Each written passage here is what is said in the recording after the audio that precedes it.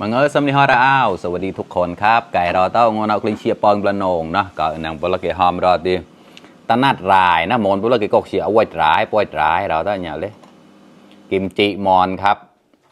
นะเฉยๆละก่อนนึงแกฮานานก็เกาฮันแน่นะเนี่ยก็นุกวานเดมวยได้แปลงกันนะแปะได้เนี่ยกลายแล้วแกปลาเกหอมแกธรรมชาตินะแกสะพายไวปะนะไวโซนเขาหนักกับมาโมดิชีกับร็อกนี่นะอะไรอย่างเงี้ยมากินข้าวด้วยกันครับเพื่อนๆมาเลยครับวันนี้ก็แบบบ้านๆเลยครับไม่มีอะไรเลยมีแค่นี้แหละ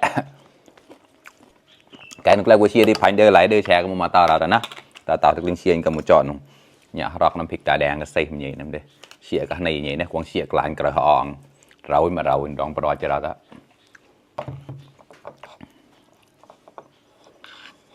ว่า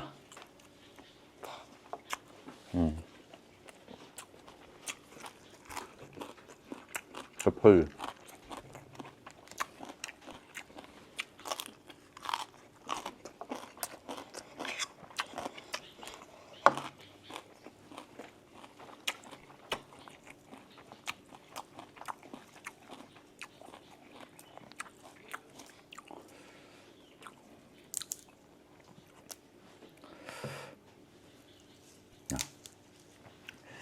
ชีบอำหนาวนะมาครับ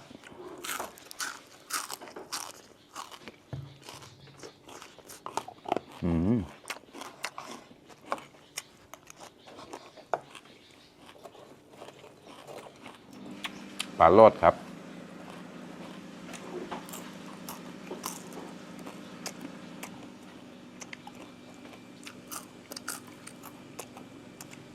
ข้อเขาไปเดินเหมือนนักแซ่ค่ะ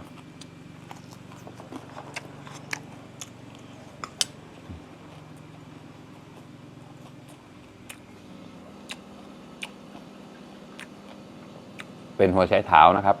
ราย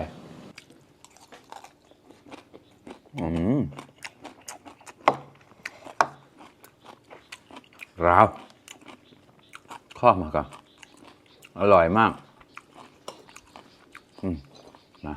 อีกช้อนหนึ่งมันต้องแบบนี้นะกล่ะกุชิบรอย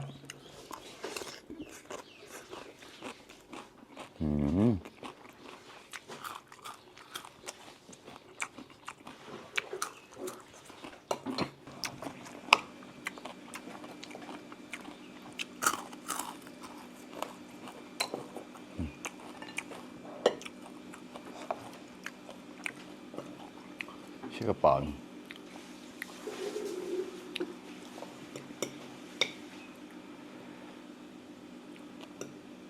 กล้าได้กล้า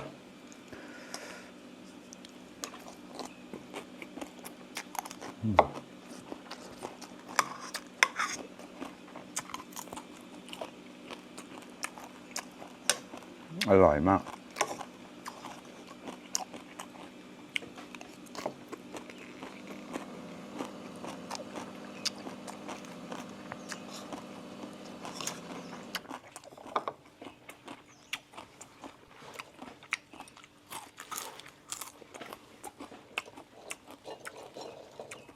เนี่ยพาเนี่ยทำเป็นกับแก้มดีนะจ้ะ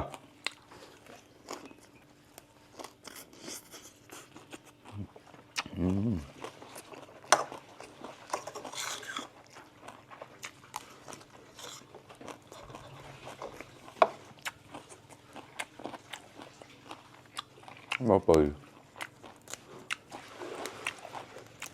ยอดมะตูมครับ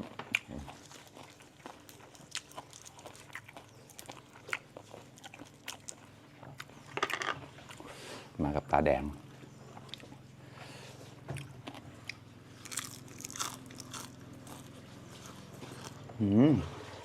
ข้อ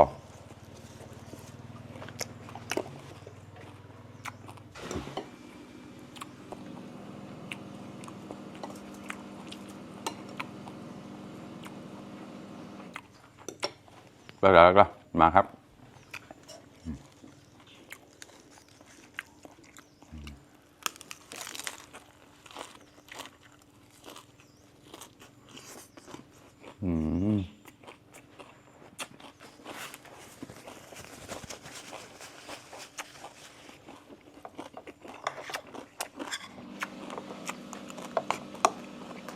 ข้อ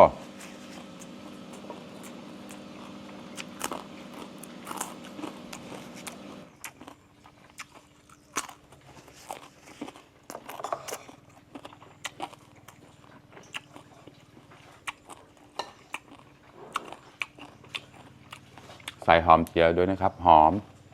ซอนทนายนะซอนเกตทนายหอมแดง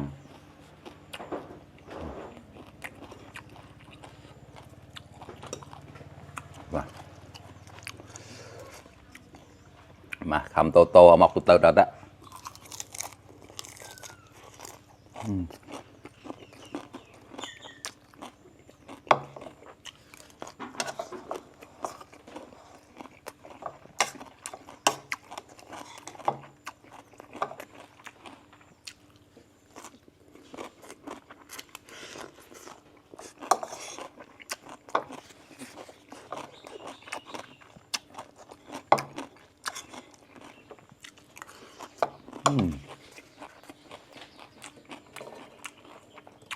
ข้อ